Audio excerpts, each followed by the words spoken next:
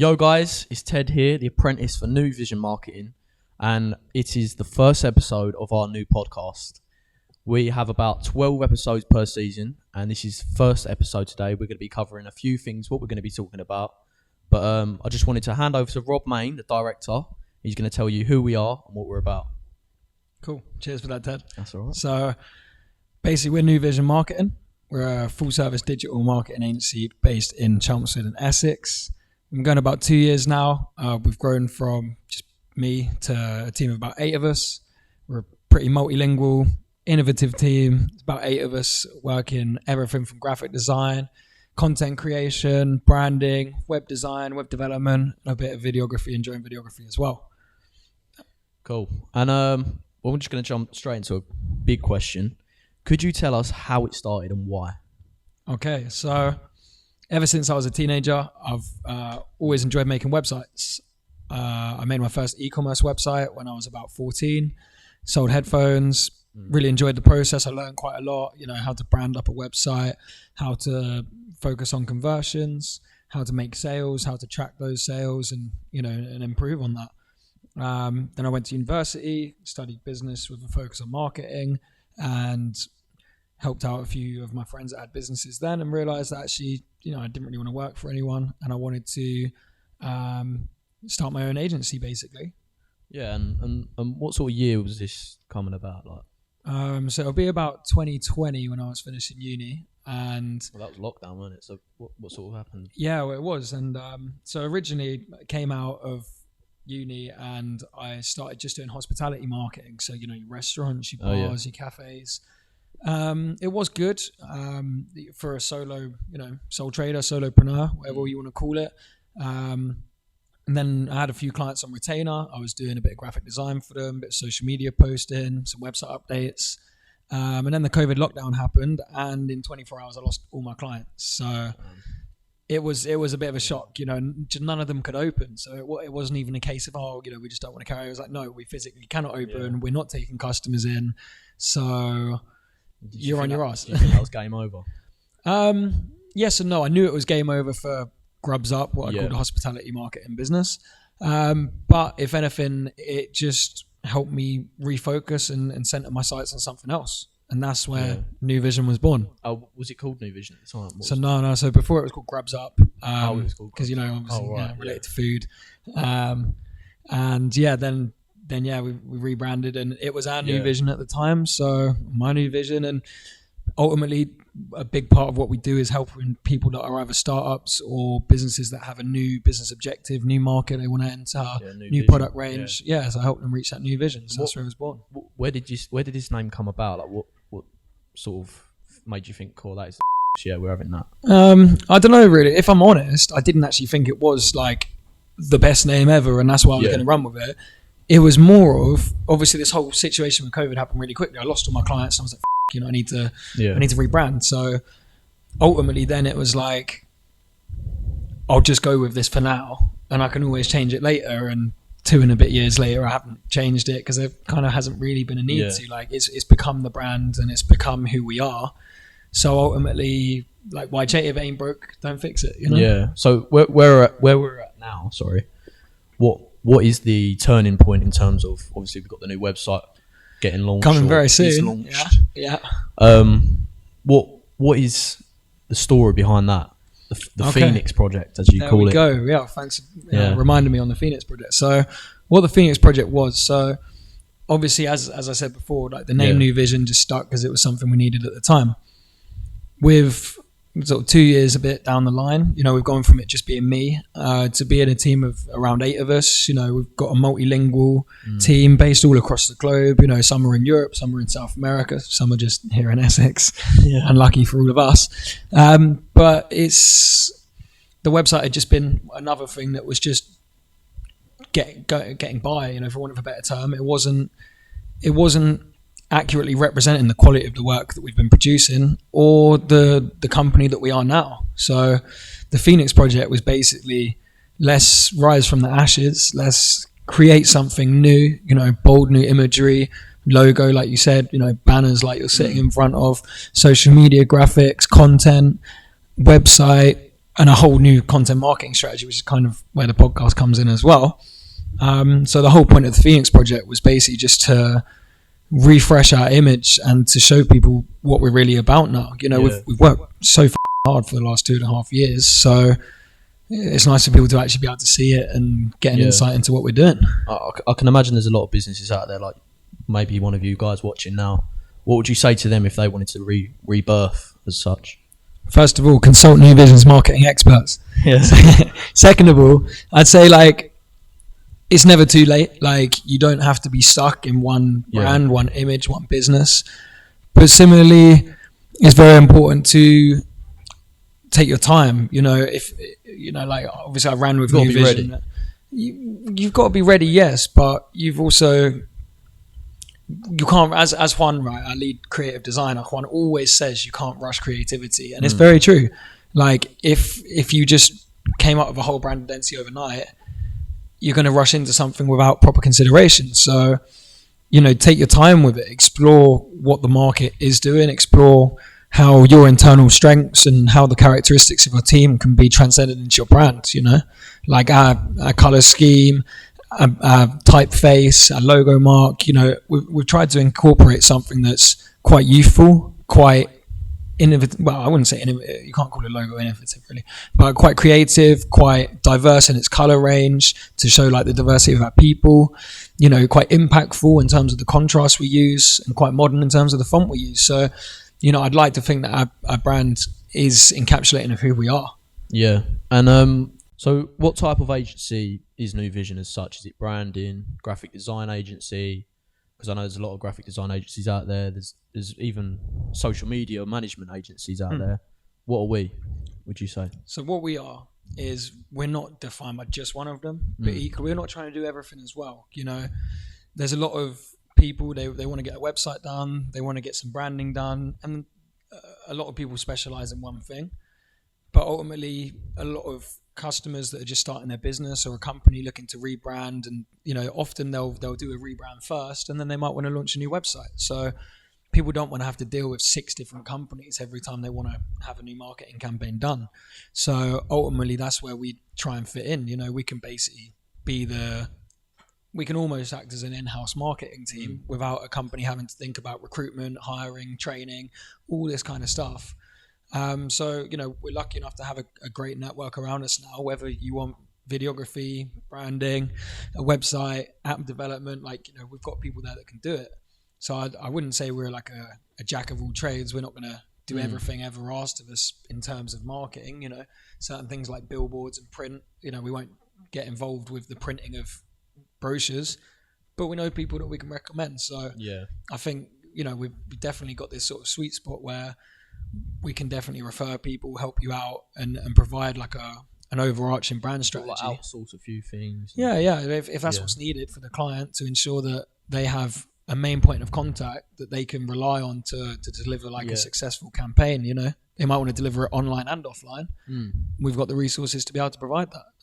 And for viewers at home, people watching now, there might be people watching that want to take up a social media management agency or a branding agency. What would you say to them from a beginner's point of view? You're obviously an expert. I don't know about that. I'm learning as I go along. Well, from their point of view, they're trying to get involved in this new, this new business. I don't know where to start. Do I use Canva? Do I use this? Where do you start? Okay, yeah. I mean, there's kind of 2 parts to that. So obviously, there are 2 parts to your question. So you've got the software side of it. What infrastructure am I going to use? And that could be everything from how am I or my team going to communicate? How am I going to communicate with my clients? How are prospects that might want to use my services? How are they going to communicate with me? So it's a big question. But the first part I'd say is having a solid idea. And in terms of solid idea, it's not just I'm going to market for everyone and do everything. Like I said, when I started, I was sure on what I wanted to do. I wanted to work with hospitality people. It gave me at least one niche where I could focus on and have the chance of getting some experience where I can be I've worked with over 20 bars and restaurants. And once you've completed a couple of promotional videos and websites for bars, it's probably then easier to sign another bar client. So I'd say initially you want to have a sort of an area of focus. It might just be one service. It might be I'm just going to make e-commerce websites. It might be, I'm just going to do Instagram marketing. Refine yourself down to one thing that you can get good at, and then you'll start to get referrals. You'll get a good name for it. You'll get some good reviews. So you don't want to spread yourself too thin, but also have an idea of what you don't want to do, which is probably arguably more important. Like when I started at first, I was working with some clients, and there's no dumbing it down. I was going to certain people's cafes, sitting in there for like £8 an hour and just doing whatever they wanted me to. It might be editing a PDF 1 minute, then the next I'm doing their website. It was, and I wasn't valued, because I was valuing myself so low. They weren't valuing me either. And it was like, actually, like I might as well have just gone and got a job, but you have to go through that process, and it's obviously only by learning that then you step away from saying, I'm going to charge X amount an hour to go, I'm going to charge X amount a job, and that's where you can start to. Yeah. Would you say that was rock bottom then, in terms of where the business was at? I wouldn't say rock bottom. I think that's like, obviously I'm an optimistic person, and, success through positivity and all that. Yeah. But that was definitely, it was a learning curve. It's called a learning curve. Yeah, and I have learning curve. That's one thing I love about running my own business. There's learning curves every single day. Every day. Whether I'm just sitting next to our lead developer and he's telling me some stuff he's found out about a new process or about one of our operating systems, I'm learning there. Even with you, Ted, like you're telling me stuff that I don't know. Everyone around me is telling me stuff I don't know. So every day is a learning curve, and that's what keeps it exciting. And if there's an agency at home now, they want to quit. They don't want to quit, but they want to quit. They don't know where to go. They want to expand. They don't. What would you say to them? That's a very good one. I'd say at the end of the day, like you pretty much, obviously there's some exclusions, but you can pretty much achieve whatever you want. And if you're not achieving what you want to achieve, I'm not just talking like financially, I'm just talking about like job satisfaction. If you're not, self-employment satisfaction, if you're not achieving that, you can't just be doing the same things over and over and expect different results, So ultimately something somewhere has to change, and I'm not saying you need to fully scrap your business or you need to go work in a supermarket somewhere. What I'm saying is, as long as you need to be able to provide value, all right? If you can provide value to people, you're always going to be in effectively not necessarily a position of power, but you're going to be, valued by others. If you can help them in some way, if you can, whether that's you help them to get more sales from their website, which is obviously something we do, or whether you're just helping them to better showcase the content on their portfolio, for example, like some of the drone videography, like we are satisfying a want/need from our customers, therefore we will be seen as valuable. So if it's the fact you can't get new customers, then maybe you want to look at how you're marketing, where you're marketing, what kind of content are you putting out there. And if it's the case of you can't keep your customers, then that would definitely be a case of like, well, am I providing value? It might just be a case of revisiting your pricing structure. We've done this before where instead of charging per hour, we charge per job. It might even be that we're charging more than what the hourly rate would have been, but there's more perceived value because we package more things into it, to give more impact, I suppose. Yeah. And tell the viewers where you can find this podcast. That's a very good question. Well, I'm going to be honest there. We haven't decided yet. Like we're going to be posting this on all the major podcast channels, platforms and channels. Yeah. We haven't refined it down yet. We're probably going to go quite multi-channel, omni-channel with it. And also like, and the other main thing is that we're actually going to be using this podcast to help us generate the rest of our content marketing. So, I mean, if for example, like a company someone was struggling in a company, like you said, then, one of the main things that we've actually struggled with in our agency is just having enough content to put out there. And, anyone that's checked our Instagram page will see it's quite sporadic. Sometimes we'll do a few weeks where we're good at it, and then you won't hear from us for a couple months because we're focusing on something else. So we've actually one of the main reasons we've started this podcast now is to test out using a podcast to turn it into different types of content, to be able to turn it into a transcript, blog articles, social media posts, Instagram reels. So that's kind of a key focus for us with this podcast. So if you're asking where people can find it, it's probably going to be integrated into all of our marketing is the aim. And lastly, just quickly, last sort of question is, what made you steer to do a podcast? Because it's obviously quite a big leap to put your face out there, your voice out there. Did you just think it, or what did you think? There was definitely an element of definitely an element of that, and it was actually speaking to my friend Joe. He's working as a software engineer / data analyst for a. Don't know what Rob's saying there. What you're saying? What's he putting? Don't know. But basically, the idea came from a friend of mine called Joe. He's working in a tech startup in Cambridge, and he actually said that they were using the podcast to create all of their content. And I thought, I'm thinking of this all backwards, Why, I was thinking you had to have social media posts and blog posts, and then you just do a podcast. But what he suggested to me was actually use the podcast to generate your content, do a transcript, turn that into a blog article, turn that blog article into a social media post, chop up the video, make it into some Instagram reels. So it wasn't really out of choice. It was actually just like, do you know what, I've got to give this a try, see if it works. It might not, but you've got to try, Yeah, and sort of lastly, people have obviously got questions to ask us. We want to keep the content as valuable as possible. Sorry. Where can they ask us the questions? Is it email? Is it the comments? Is it on Instagram? Is it DMs? Because obviously every basically podcast episode, we want to be answering your guys' questions at the start. Whether that's digital marketing related, whether it's running a business, whether it's establishing your brand, how to design a website, literally anything, whatever it is. Yeah. So where could they ask the questions and we answer? Cool. So obviously, like I said, we're going to be pretty omnichannel with this. Yeah. We'd like to think we're easily reachable across all of our platforms. So in theory, anywhere. But if you want to be safest, probably the best place to DM us would be on Instagram. Yeah. Just because it's obviously easy for everyone. Or alternatively, if you just send us an email to hello@wearenv.co.uk, which is the same as our website. Which will be on the screen right now, down there. Somewhere down there. Yeah, if you just send us an email, and we'll be happy to answer your questions. We'll just be doing a few questions each podcast. Not that we're expecting a massive flood of them. The letters piling this high. Feel free to send your client stories. We'd love to hear some interesting stories about that. Me and Rob would love to talk about of the week. Yeah, we've got some good ones in the bank. Yeah, and just to sort of talk a little bit more about the kind of topics we'll probably be discussing.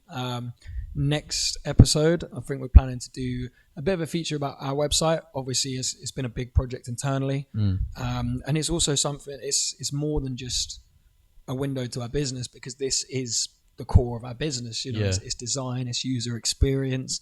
It's showing off all the stuff we've been working on for the last couple of years. So ultimately, that next podcast is probably going to be about sort of why we've built it the way we have, what kind of challenges we've faced, what kind of interactions we wanted, how we transmitted our brand messaging across.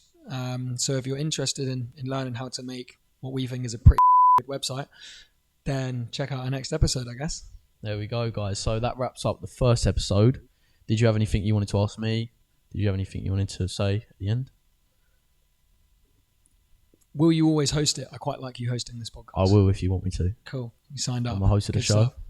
There we go. Hostess with the mostest. There we go. Right, we'll see you guys in the next episode. Catch you on the next one. Peace out.